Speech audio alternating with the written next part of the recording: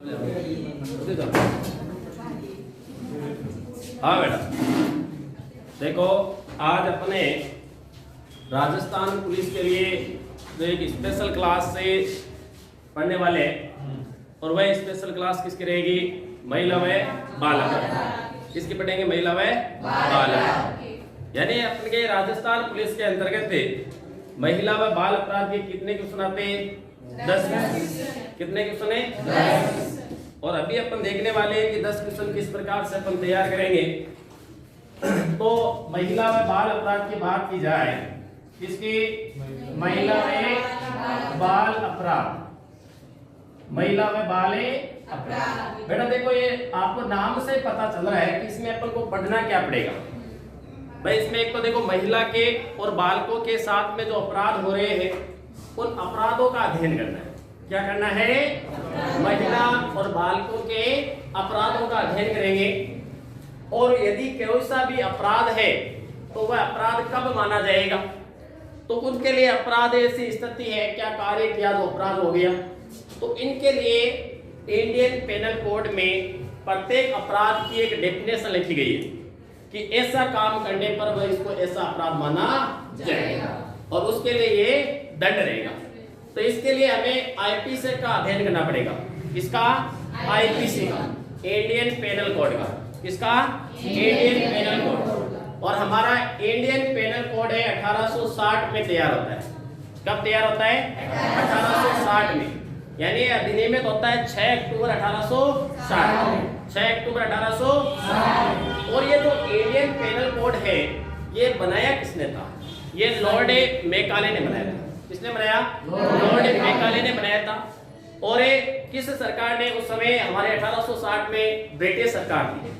तो मतलब ब्रिटिश सरकार के एक विधान है, कौन सी? शाही विधान परिषद। शाही विधान परिषद ने 6 अक्टूबर 1860 को इसको अधिनियमित करती है, और 1 जनवरी 1862 को ये लागू हो जाता है। 1 जनवरी 1862 को क्या हो जाता है? लागू हो जाता है। और आज तक यही हमारा इंडियन पेनल कोड चल रहा है। हालांकि इनमें समय समय पर बार बार संशोधन जरूर हुए, जैसे जैसे हमारी आवश्यकताएं बढ़ी, जैसे अपराध बढ़े तो उन अपराधों को इनमें जोड़ा गया है। तो संशोधन होते गए, लेकिन चल कौन सा रहा है? वही 1860 का चल रहा है। तो मैं बात करता हूँ आईपीसी की। किसकी बेटा? आईपीसी 1860। अब पहली बात है बेटा, आईपीसी 1860 है तो इसका पूरा नाम क्या रहेगा? तो पूरा नाम रहेगा Indian penal code. Indian penal code 1860। और बेटा हिंदी में अपन कहे तो बोल सकते हैं इसको भारतीय दंड संहिता। भारतीय दंड संहिता 1860। अब देखो बेटा, ये अधिनियमित कब होता है? यदि आपसे पूछता है अधिनियमित तिथि पूछते ना, अधिनियमित तिथि तो कितनी रहेगी? 6 अक्टूबर 1860। 6 अक्टूबर 1860 को क्या होता है? अधिनियम। कौन करता है बेटा? शाही विधान। कौन है? शाही विधान परिषद। कौन बेटा? शाही विधान परिषद द्वारा तैयार किया जाता है। और तैयार करने वाला है कौन है? Lord Macaulay. कौन है बेटा? Lord Macaulay. यानी जो आईपीसी का जो ढांचा है ना मैंने, वह ढांचा किसका तैयार किया गया है? Lord Macaulay. किसका तैयार किया गया है? Lord Macaulay. अब देखो बेटा, और ये लागू कब से होता है? ये लागू कब से होता है? कार्यरत कब से होती है आईपीसी? 1 जनवरी 1862। 1 जनवरी 1862 को क्या होता है? लागू। अब देखो बेटा, आईपीसी है क्या चीज? आईपीसी है क्या? आईपीसी है कि भारत के अंतर्गत किसी भारतीय नागरिक द्वारा, भारत में किसी भारतीय नागरिक द्वारा यदि कोई अपराध किया जाता है तो उस अपराध की परिभाषा क्या रहेगी और उस अपराध में दंड क्या होगा, उनका प्रावधान किसमें किया गया है? आईपीसी में किया गया है। यानी आईपीसी क्या है? भारत में भारतीय नागरिक द्वारा किए गए अपराध की परिभाषा वह दंड का प्रावधान है। वह दंड का प्रावधान है। लेकिन बेटा एक चीज का ध्यान दे लेना, जो भारतीय सेना है हमारी, भारतीय सेना के ऊपर आईपीसी की कोई सी भी धारा नहीं लगे है। यानी भारतीय सेना का अलग से अधिनियम, अलग से कानून बना हुआ है। भारतीय सेना का अलग से कानून बना हुआ है। इसलिए मतलब यदि आपसे एग्जाम में प्रश्न पूछा जाता है कि आईपीसी किस पर लागू नहीं होती, तो आप बता देना भारतीय सेना पर। किस पर लागू नहीं होती बेटा? भारतीय सेना पर लागू, भारतीय सेना पर लागू नहीं। अब ध्यान दे लेना बेटा, ये जब आईपीसी 1860 तैयार किया जाता है, हमारा देश आजाद हो जाता है, फिर आजाद होने के बाद भी यही लगा रहता है। लेकिन एक चीज आपके अभी जम्मू एंड कश्मीर पर, जम्मू एंड कश्मीर के ऊपर उस समय कार्यरत नहीं होता है। जम्मू एंड कश्मीर पर कब कार्यरत होता है? 370 हटने के बाद ये जम्मू कश्मीर पर भी लागू है। और इस आईपीसी के अंतर्गत 23 अध्याय, कितने अध्याय यानी कितने चैप्टर है? टोटल 23 चैप्टर बताए गए इनमें। और इन 23 अध्याय और इनमें धाराएं टोटल कितनी आती है? 511। यानी आईपीसी में आपसे पूछे कि आईपीसी 1860 में कुल धाराओं की संख्या है 511। कितने बेटा? 511। यदि अध्यायों की संख्या पूछे तो 23। तो ये तो हमारे इसकी आईपीसी की सामान्य सी जानकारी है। ध्यान से देखो बेटा, इंडियन पेनल कोड 1860 है, हिंदी में कहते हैं भारतीय दंड संहिता 1860। अधिनियमित कब होता है? 6 अक्टूबर 1860 को। और किस कौन तैयार करता है? संविधान परिषद। और एक किसके द्वारा बनाए गए? Lord Macaulay. लागू कब किया जाता है? 1 जनवरी 1862 को। और कितने अध्याय? 23। धाराएं कितनी? 511। क्या है आईपीसी कि भारत में किसी भारतीय नागरिक द्वारा यदि कोई भी अपराध किया गया है तो उस अपराध की परिभाषा क्या रहेगी और उसमें दंड क्या होगा, उसका प्रावधान किया गया है। और किस पर लागू नहीं होता? तो भारतीय सेना पर लागू नहीं होती। और जम्मू कश्मीर पर कब से लागू होने लगा? 370 हटने के बाद। 370 हटने के बाद जम्मू कश्मीर पर भी लागू। अब ध्यान देना बेटा यहाँ पर, अब यहाँ तो ये तो आईपीसी की सामान्य से जानकारी। अब अपन देखेंगे आईपीसी के अंतर्गत आपने एक चीज देखी कि भारत में भारतीय नागरिक द्वारा किए गए अपराध की परिभाषा। अब कोई सा भी यदि ऐसा काम करता है तो वह कब अपराध माना जाएगा, कौन कौन से ऐसे कार्य हैं जिनको अपराध माना जाता है, तो वह इनके आईपीसी के अंदर लिखे गए। किसमें लिखे गए? 23 अध्याय और 511 दो धाराएं बनेंगे उसमें। तो अपन जैसे मैं कोई भी एक अपराध ले रहा हूं, जैसे ध्यान से देखना, जो आपके सिलेबस के अंतर्गत है और वहां से तो पिछली बार आपके राजस्थान पुलिस 2020 में भी आपको अच्छे वाले प्रश्न देखने को मिले थे। तो वह आपके ले लेता हूं मैं स्त्री की लज्जा भंग से। किससे संबंधित अपराध ले रहा हूं? ध्यान से देखो बेटा, स्त्री की लज्जा, स्त्री की लज्जा भंग से संबंधित धाराएं। अब बेटा देखो, स्त्री की लज्जा भंग की बात आ जाए ना, स्त्री की लज्जा भंग की बात आ जाए यानी इज्जत की बात आ जाती है, तो वहां पर इस अपराध का वर्णन है आईपीसी के अंतर्गत किसमें किया गया है? 354। आईपीसी की कौन सी धारा? 354 में। इसके अलावा 354 ए, इनके अलावा 354 बी, 354 सी और 354 डी।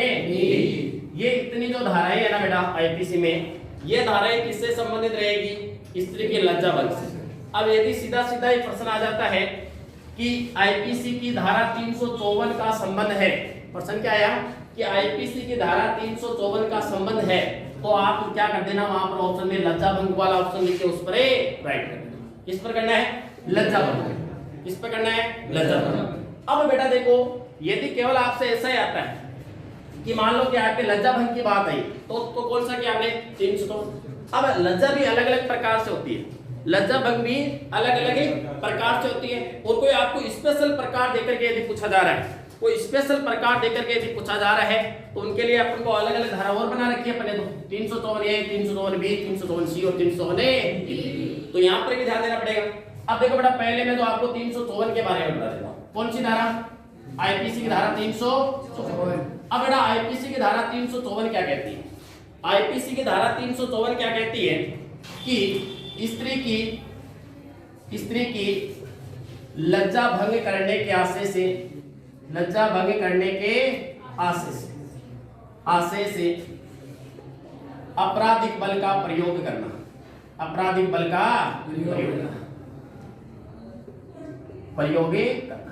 यानी कोई व्यक्ति अपने बल का किसी स्त्री की इज्जत लूटने के उद्देश्य से उसके ऊपर यदि हमला करता है, किसी स्त्री के ऊपर उसकी इज्जत लज्जा भंग करने का उसका उद्देश्य है और उसके ऊपर यदि वह हमला करता है तो वह उस अपराध माना जाएगा आईपीसी की धारा 354 के तहत। और ऐसा अपराध माना जाएगा जो अपराध कैसा रहेगा, गैर जमानती रहेगा। वह अपराध रहेगा कैसा बेटा, गैर जमानती रहेगा। यानी इस ऐसा कोई व्यक्ति अपराध करता है तो उसमें अपराधी को बेल नहीं मिलती है। क्या नहीं मिलती, अपराधी को बेल नहीं मिलती। इसके अलावा यह अपराध है ना, इसमें किया गया अपराध संज्ञेय अपराध होता है। कैसा अपराध होता है, संज्ञेय। अब देखो बेटा, एक तो होता है संज्ञेय अपराध और एक होता है गैर संज्ञेय अपराध। कितने अपराध होते हैं, एक तो संज्ञेय होता है और एक गैर संज्ञेय। अब यहाँ मेरे को बताइए कि संज्ञेय और गैर संज्ञेय में क्या अंतर है। बिना वारंट, हाँ, यदि आप कोई अपराध करते हो और पुलिस वाला बिना वारंट आपको यदि गिरफ्तार करता है तो वह अपराध क्या माना जाएगा, संज्ञेय। और यदि पुलिस वाला अपराध करने पर गिरफ्तार करता है और वारंट लेकर के आता है, यानी आपको जब गिरफ्तार करके ले जाता है उस समय वारंट दिखाया जाता है, तो मतलब वह अपराध होते हैं गैर संज्ञेय। और जिनमें बिना वारंट गिरफ्तार कर लिया जाता है ना, वह अपराध किस होते हैं। यानी पुलिस वाली गाड़ी आती दिखे और वो भागे ला रहा पकड़ गुद्दी गाड़ी के माल बिना वारंट दिखाया, तो मतलब मान लेना वह अपराध कैसा था, संज्ञेय। कैसा अपराध था, इनके अलावा आईपीसी के जो 354 में जो अपराध करता है व्यक्ति, तो उन अपराध में वह समझौता करने योग्य अपराध नहीं माना जाता। समझौता करने योग्य नहीं, यानी इसके अंतर्गत समझौता नहीं किया जाएगा। समझौता नहीं किया जाएगा मतलब दोनों पार्टी है, जो महिला रिपोर्ट दर्ज करा के आती है वह और एक अपराधी, दोनों के तहत वापिस कह देना कि हमने तो राजीनामा कर लिया भाई, हमारा केस वापिस दे दो, तो इसमें वापिस केस नहीं होता है। इनके अलावा आईपीसी की धारा 354 में किया गया जो अपराध होता है ना, इनमें विचारणीय कौन रहता है, इनमें कोई सा भी मजिस्ट्रेट, यानी कोई सा भी मजिस्ट्रेट इसमें सजा सुना सकता है। यानी इसमें प्रथम श्रेणी के मजिस्ट्रेट की आवश्यकता नहीं है, कोई सा भी मजिस्ट्रेट सजा सुना सकता है, ठीक है। और इसमें सजा कितनी सुनाता है, यदि ऐसा अपराध कोई व्यक्ति करता है तो उसे सजा कितनी होती है बेटा, तो 1 से 5 वर्ष, 1 से 5 वर्ष का क्या मिलेगा, उसे कारावास दिया जाएगा। क्या दिया जाएगा बेटा, कारावास। और साथ में उसे आर्थिक दंड भी लिया जाएगा।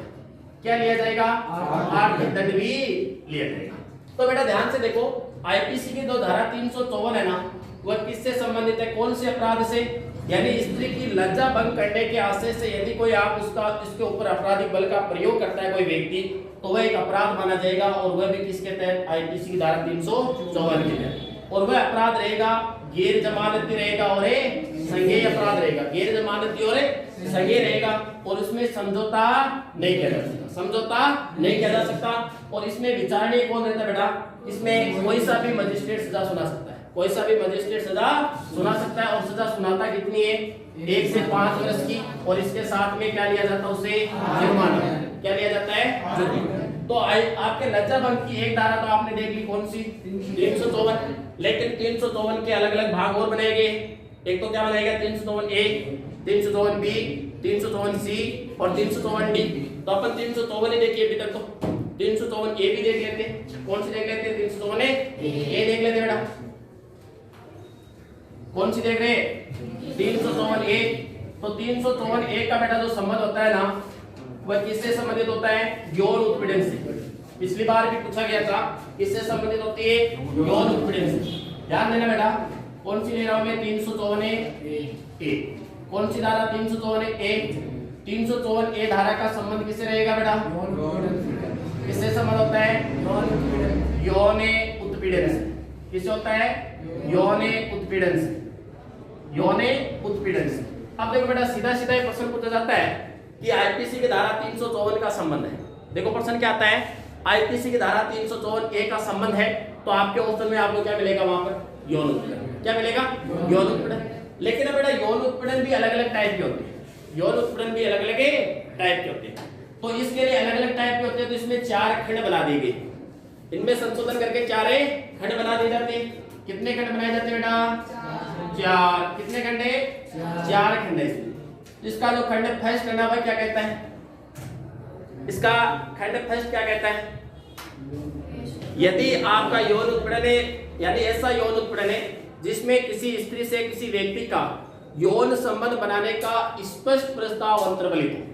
क्या हो? स्पष्ट प्रस्ताव अंतर्वलित हो, यानी कोई व्यक्ति किसी महिला को यह कहता है कि आप मेरे साथ यौन संबंध बनाइए, आप मेरे साथ यौन संबंध बनाइए, यानी वह स्पष्ट शब्दों में कहता है। क्या कहता है? स्पष्ट शब्दों में कहता है, या उसके बॉडी के टच करता है, या यौन उत्पीड़न यौन संबंध बनाने के लिए उसके बॉडी के संपर्क कर लेता है, तो आपका वह खंड एक के तहत अपराध बना जाएगा। 354 धारा के एक खंड एक के तहत क्या होगा? अपराध होगा। देखो बेटा क्या होता है इसमें यौन संबंध बनाने का स्पष्ट प्रस्ताव अंतर्वलित हो, स्पष्ट प्रस्ताव अंतर्वलित हो, तो वह अपराध माना जाएगा। इसका खंड सेकंड क्या कहता है बेटा? खंड सेकंड क्या कहता है कि कोई व्यक्ति यदि कोई व्यक्ति किसी महिला से यौन संबंध बनाने के लिए क्या करता है? मांग, रिक्वेस्ट करता है। क्या करता है? रिक्वेस्ट करता है। यानी कोई व्यक्ति ये कहता है कि आप महिला को कहता है कि आप मेरे साथ यौन संबंध बना लो, मैं बदले में आपको ये कर दूंगा या वह कर दूंगा या वह इतने रुपए दे दूंगा। ऐसा मतलब वो किसी से रिक्वेस्ट करता है, बल्कि ये किसी के ऊपर जबरदस्ती नहीं थोपता है कि आपको मेरे साथ यौन संबंध बनाना पड़ेगा, तो उससे रिक्वेस्ट करता है। क्या करता है? रिक्वेस्ट करता है। या मान लो कि किसी का कोई सीनियर होते हैं, जो कोई भी मान लो कोई फैक्ट्री है या कोई भी कंपनी के अंतर्गत काम करते हैं, तो वहां पर जो उसके जूनियर होते हैं महिला, उनको यदि वह कहता है कि भाई मैं आपका प्रमोशन करवा दूंगा या प्रमोशन कर देता हूं, ठीक है, इस प्रकार से कहता है कि बदले में आप मेरे साथ में क्या बना लो? यौन संबंध बना लो। ऐसा यदि उनका कहने का तरीका होता है तो वह 354 के खंड 2 के तहत क्या माना जाएगा? अपराध माना जाएगा। क्या माना जाएगा? अपराध। यानी यौन संबंध बनाने का क्या हो बेटा? यौन संबंध बनाने की मांग या अनुरोध करता है। मांग या क्या करता है? अनुरोध करता है। और खंड 3 में क्या बताया गया बेटा? इसके खंड 3 में यह बताया गया है कि किसी स्त्री की इच्छा नहीं है, बिना इच्छा यदि कोई उसे अश्लील साहित्य दिखाया जाता है, बिना अनुमति कोई अश्लील साहित्य दिखाया जाता है। क्या दिखाया जाता है? अश्लील साहित्य। यानी कोई महिला को कहते हैं कि भाई देख ये फॉरेन मूवी है, आप देखो, और महिला क्या कह देती है? मना। महिला कह देती है मेरी इच्छा नहीं देखती। क्या कह देती? मेरी इच्छा नहीं। फिर वह यदि जबरदस्ती भी उसको दिखा रहा है, जबरदस्ती भी उसको क्या कर रहे हैं? दिखा रहा है, तो वह क्या है कि अपराध है। क्या है? अपराध है। यानी बिना अनुमति स्त्री की बिना अनुमति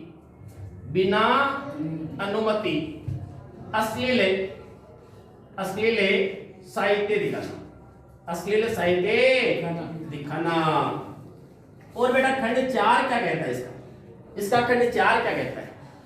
इसका खंड 4 क्या कहता है कि यदि कोई व्यक्ति किसी महिला के प्रति कोई यौन या अश्लील साहित्य से संबंधित टिप्पणी करता है, क्या करता है? टिप्पणी करता है। यानी उसके जनन अंगों से संबंधित यदि कोई टिप्पणी करता है कोई व्यक्ति किसी महिला की, तो भी वह क्या माना जाएगा? अपराध। क्या माना जाएगा? यानी खंड 4 क्या कहता है बेटा? खंड 4 क्या कहता है? अरे खंड 4 क्या कहता है? हाँ, मतलब लैंगिक आभासी टिप्पणी की जाती है। लैंगिक आभासी टिप्पणी की जाती है। अब बेटा देखो कि आपके तो 354 का संबंध किससे?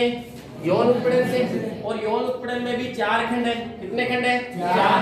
खंड 1 क्या कहता है? यौन संबंध बनाने का स्पष्ट प्रस्ताव अंतर्वलित हो। स्पष्ट प्रस्ताव अंतर्वलित होना, तो वह खंड ए माना जाएगा अपराध। खंड 2 ये कहेगा कि यौन संबंध बनाने की कोई मांग या अनुरोध करता है। और खंड 3 ये कहता है कि स्त्री की बिना अनुमति इसे क्या दिखाया जाता है? साहित्य दिखाया जाता है। और लैंगिक आभासी टिप्पणी की जाती है, तो वह खंड 4 के तहत अपराध है। अब बेटा ध्यान देना कि 354 ए में जो अपराध है ना, वह संज्ञेय अपराध है। कैसे अपराध है?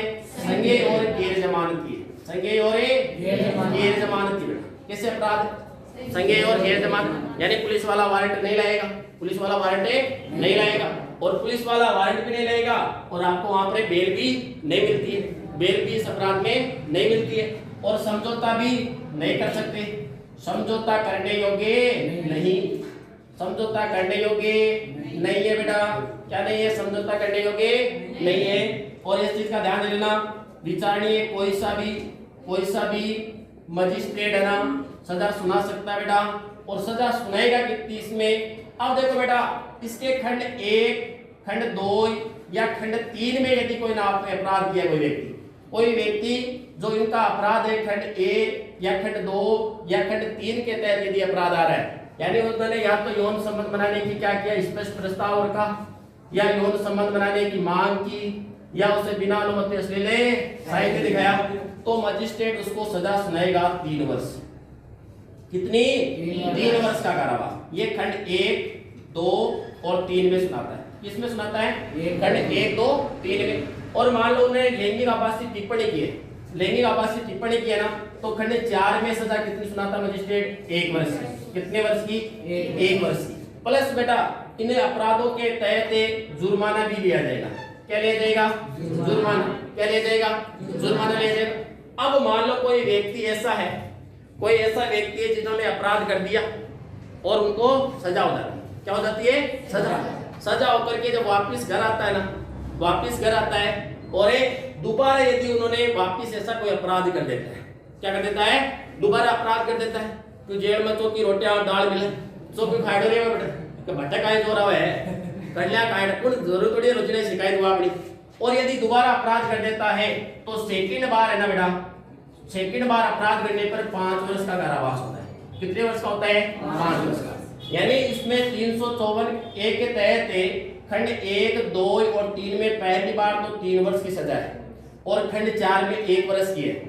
लेकिन इन चारों खंडों में यदि कोई व्यक्ति अपराधी है और वह जेल सजा काटने के बाद दोबारा अपराध करता है, तो दोबारा उसको कितने वर्ष की होगी? 5 वर्ष। कितने वर्ष की होगी? 5 वर्ष की। ये तो कौन सी धारा होगी बेटा? 354 ए हो जाती है। कौन सी होगी? 354 ए। अब अगली अपन धारा देख रहे बेटा 354 बी। कौन सी देख लेते हैं? 354 बी देख लेते बेटा। 354 बी किससे संबंधित है बेटा? 354 ध्यान से देखो बेटा, कौन सी धारा? 354 बी। 354 बी। 354 बी का संबंध किससे बेटा? स्त्री को निवस्त्र करना, स्त्री को निवस्त्र या फिर नग्न करने के आशय से, नग्न करने के आशय से आपराधिक बल का प्रयोग करना, आपराधिक बल का प्रयोग करना। क्या करना? यानी उसे किसी व्यक्ति का उद्देश्य क्या होता है? स्त्री के वस्त्र उतारना।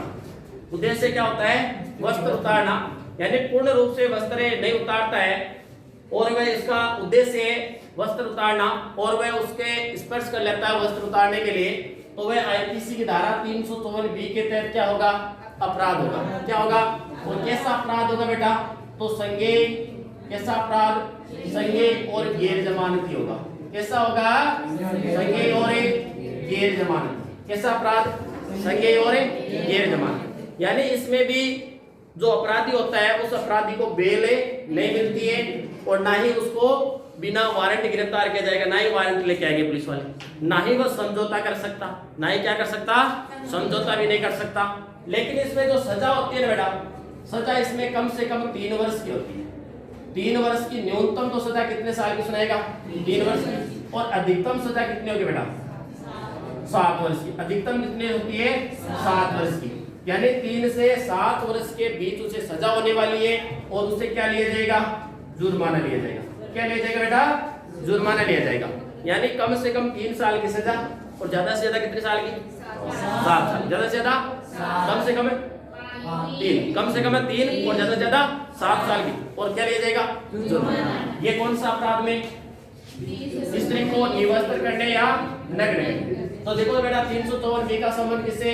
निवस्त्र या नग्न करने के आशय से जो भी अपना व्यक्ति आपराधिक बल का प्रयोग करेगा तो वह 354 बी के तहत क्या है, अपराध है। और कैसा अपराध, बिना वारंट वाला, बिना बेल वाला, और सजा कम से कम 3 साल की, ज्यादा से ज्यादा 7 साल की, इसके अलावा जुर्माना। तो ये कौन सा हो गया, 354 बी।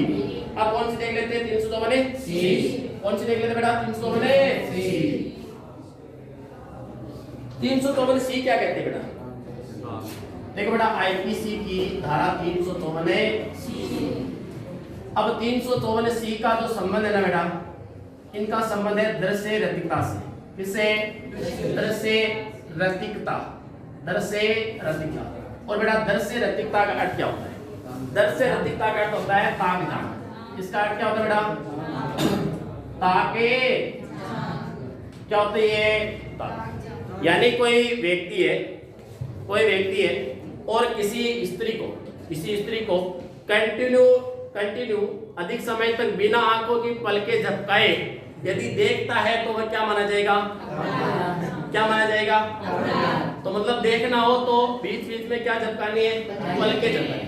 एक बार चेहरे को उधर कर लो फिर दोबारा देख लो, एक बार चेहरे को उधर करके दोबारा देख सकते हो कि हाँ, तब कंटिन्यू नहीं देखना है।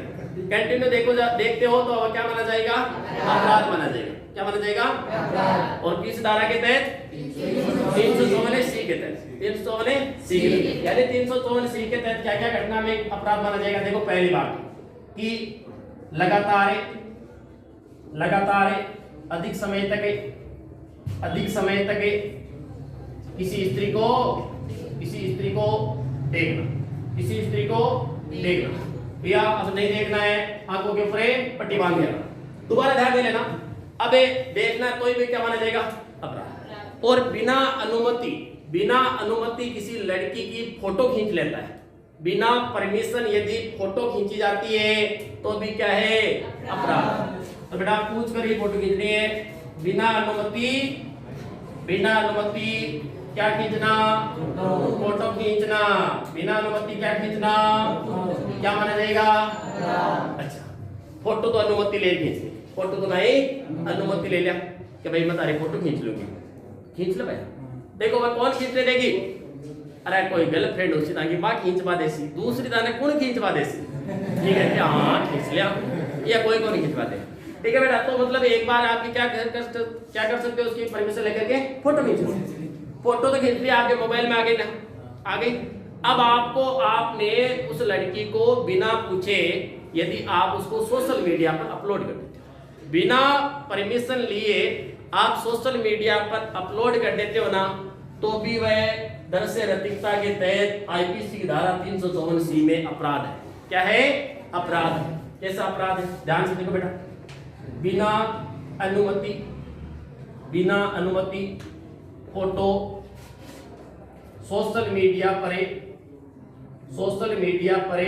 अपलोड करना। क्या करना, अपलोड करना। बिना अनुमति सोशल मीडिया पर अपलोड करना भी क्या है, अपराध। कैसा अपराध, संज्ञेय। यदि आपने ऐसा, किसी लड़की ने पुलिस थाने में जाकर के कह दिया ना कि वो लड़को मैं बटे बेटी को चिंबो मार करने ज्यादा दार दिख, तो भैया जी पुलिस वाला और बिना वारंट आपको यहाँ से ले जा सकते। इसलिए ध्यान रखना, अपने गर्दन को थोड़ा कंट्रोल में रख लेना। इसके अलावा कैसा रहेगा बेटा, गैर जमानत। कैसा रहेगा, गैर जमानती। बेल भी नहीं मिलने वाली, ये भी नहीं कि भाई बेल पर छूट के आ जाऊंगा, बेल भी नहीं मिलेगी।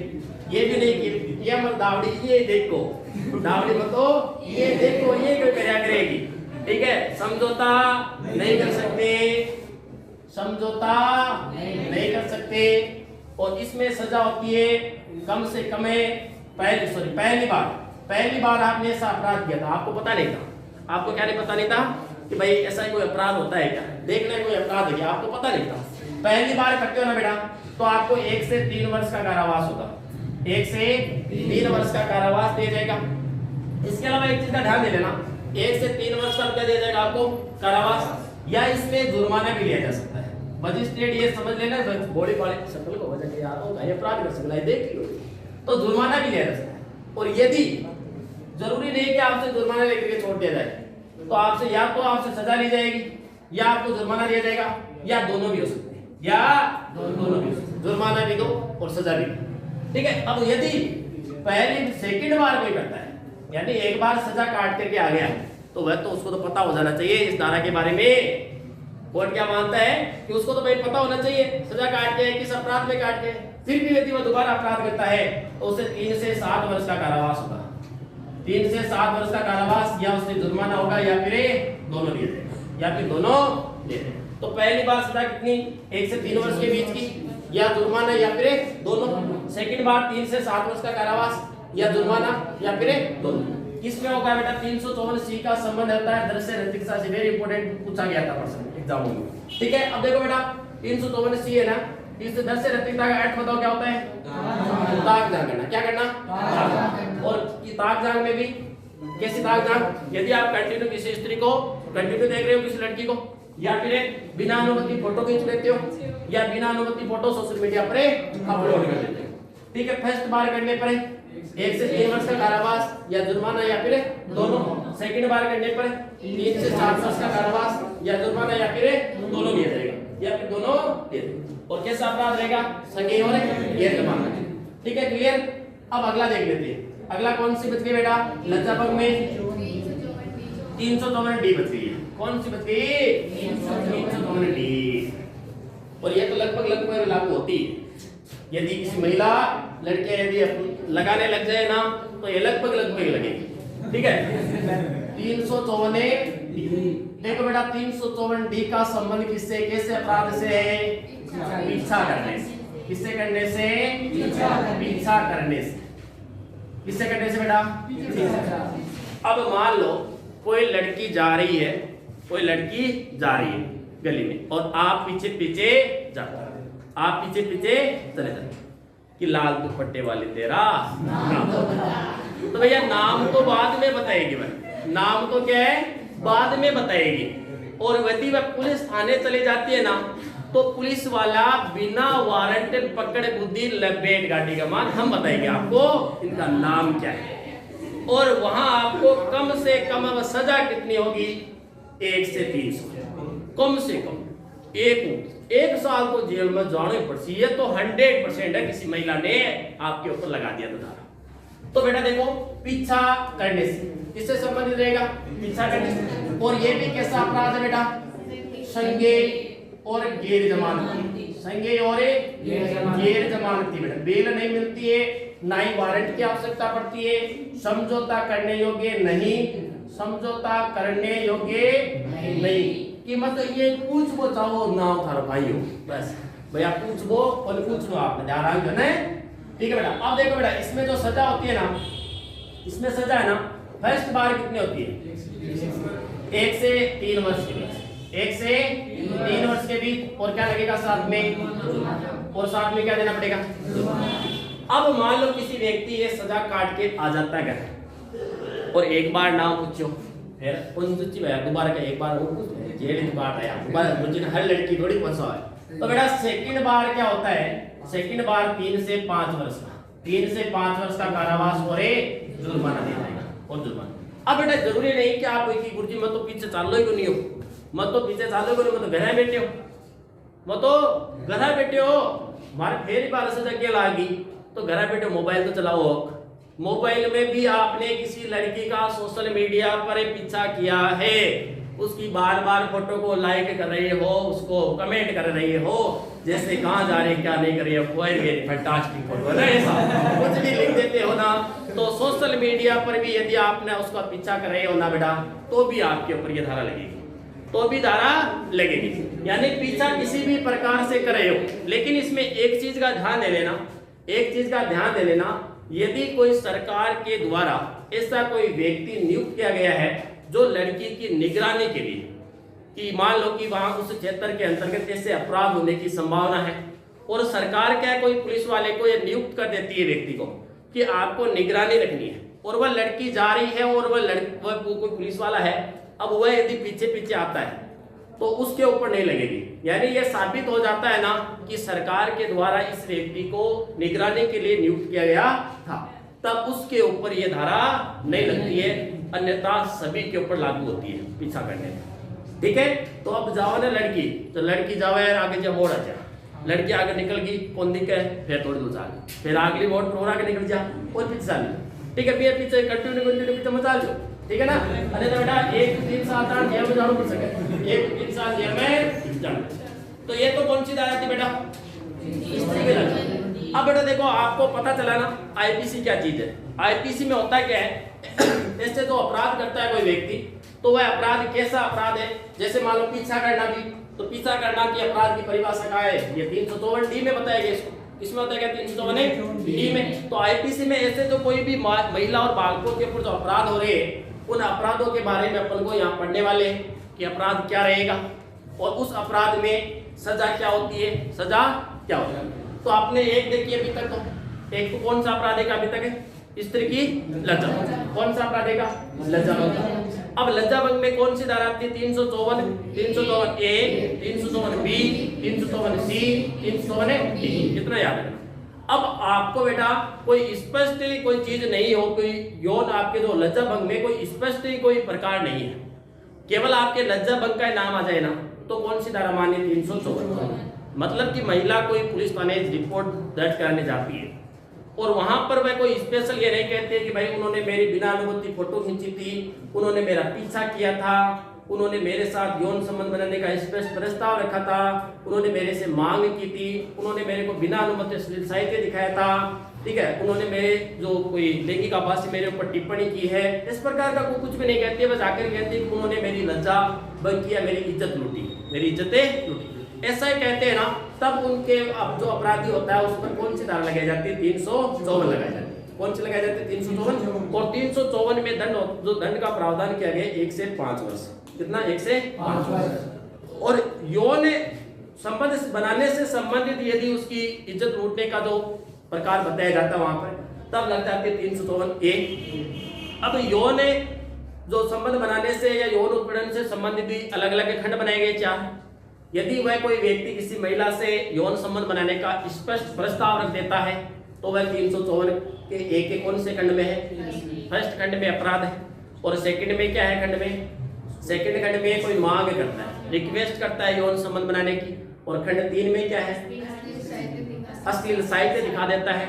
और खंड 4 में क्या है, लैंगिक आभासी टिप्पणी कर देता है। यानी जनन अंगों से संबंधित कोई भी मान लो कोई व्यक्ति है, कोई लड़के दो आपस में बात करे और कि भाई वह लड़की बहुत पढ़ाई में इंटेलिजेंट वगैरह है, वह कमजोर है, ऐसी बात करे ना तो आप पे वह धारा नहीं लगेगी। लेकिन कैसे टिप्पणी कर रही है वहां पे, लैंगिक आभासी। यदि वह कैसे टिप्पणी कर रहे हैं, लैंगिक आभासी, यानी उसके जनन अंगों से संबंधित यदि वह कोई आपस में वार्तालाप कर रहे तो वह अपराध माना जाएगा। और उसमें 1 साल की सजा होती है। कितने साल की, 1 साल। और खंड 1 2 3 में 3 साल की। और एक बार सजा काटा हुआ व्यक्ति दोबारा अपराध करता है तो 5 साल।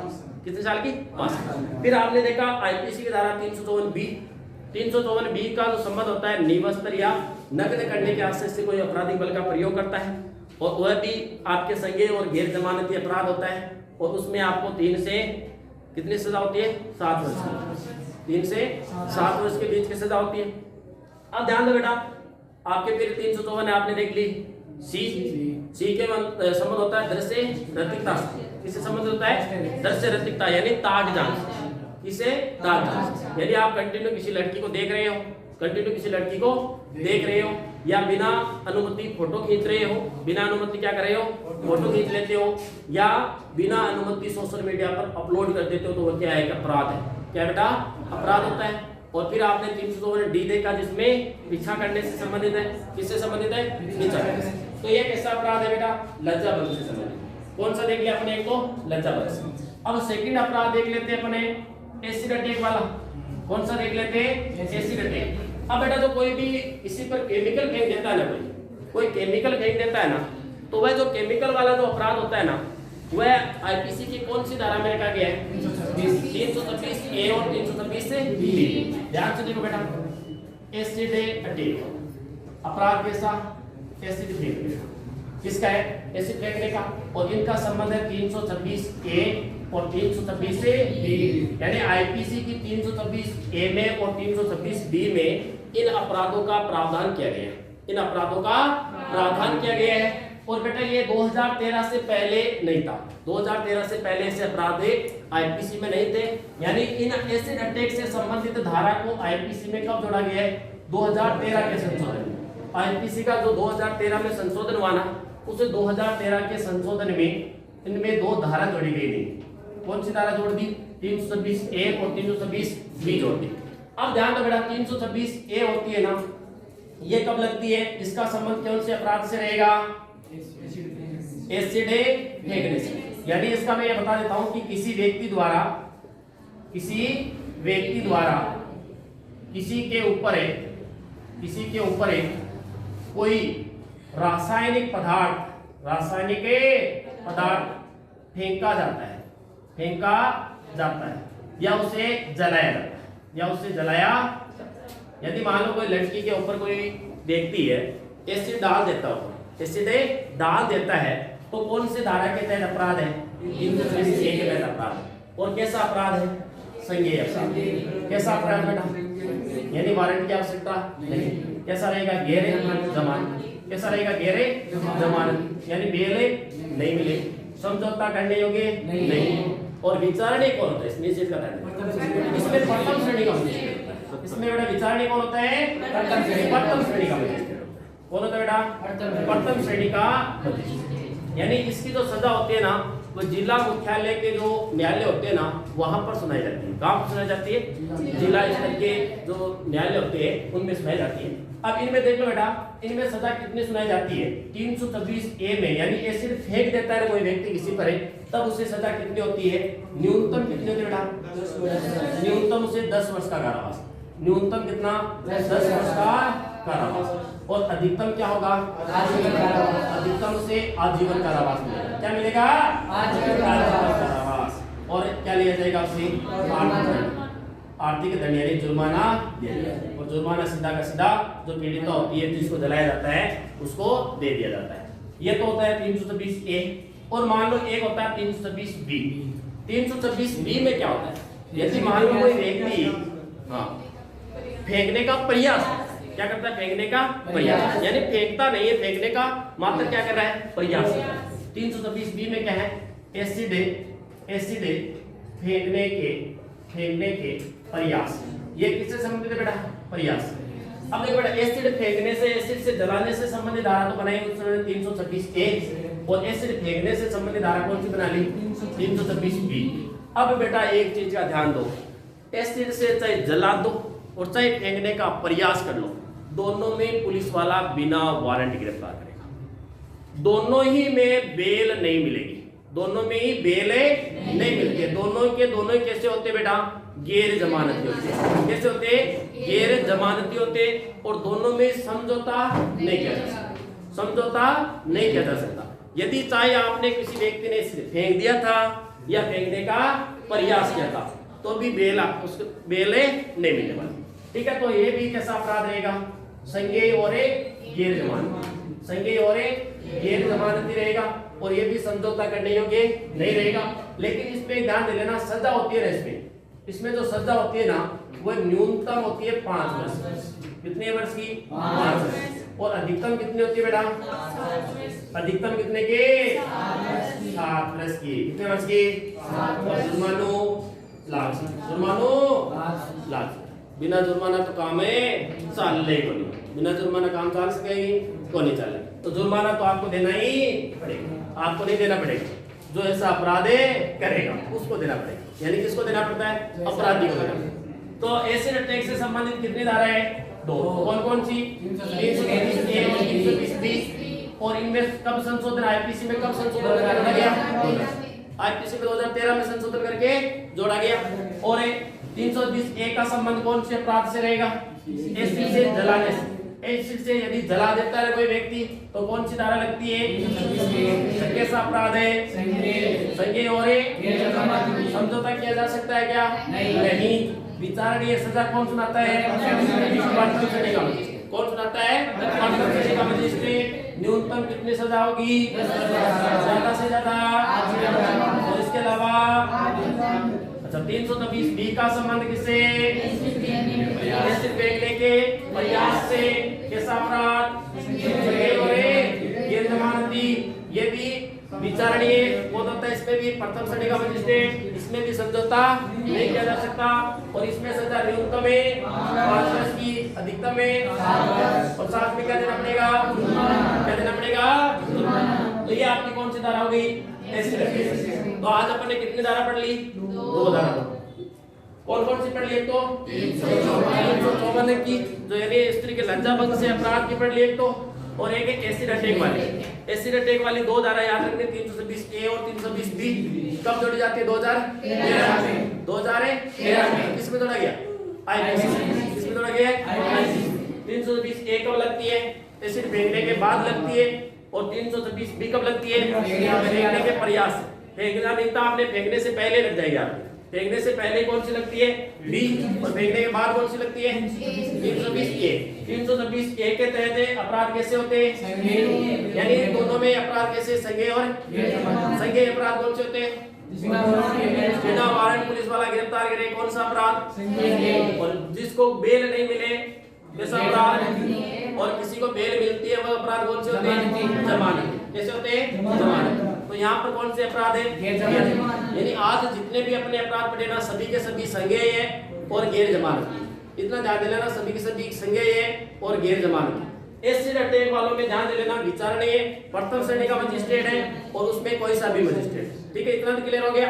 अब उनमें अलग अलग है, जो लज्जाभंग का अलग अलग जो अपराध होते हैं, अलग अलग परिवार आपने देख ली धारा। और यहाँ पर दो प्रकार से होता है, एक तो भाई फेंकने का प्रयास ही कहता है, एक फेंक देता है, तो बराबरी सजा थोड़ी होती है, इसलिए उनके लिए थोड़ी सजा कम रखी गई है, और फेंक देता तो उसके लिए ज्यादा रखी है। तो इतना आपके लिए आज के लिए इतना ही पढ़ेंगे। ठीक है, आईपीसी में कौन कौन सी धारा पढ़ ली आपने, 354 पढ़ ली, 300 ए बी सी डी, और 320 ए और ए बी पढ़ ली।